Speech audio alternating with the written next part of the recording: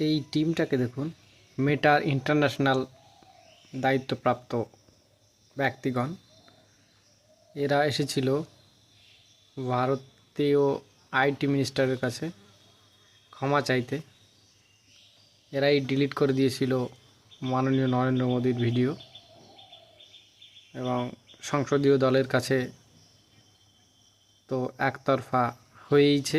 সেখানে তাড়া খেয়ে আবার ভিডিওটি পুনরায় চালু করতে হয়। এসছিল ক্ষমা চাইতে, তাদের সঙ্গে কথা হলো। তো এরা কার বিরুদ্ধে এসব করছে না, বর্তমানে পৃথিবীর সবচাইতে যোগ্য ব্যক্তি যার নাম নরেন্দ্র মোদী, তো তার ফল এদের ভুগতে হলো। যা হোক, যেটা হবে ভালোই হবে।